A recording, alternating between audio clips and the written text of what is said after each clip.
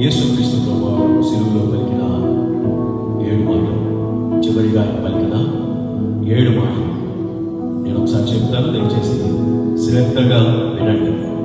ఎప్పుడు వినడానికి ప్రయత్నించడం చెప్తాను, కానీ ఈసారి శ్రద్ధగా వినని చెప్తున్నాను.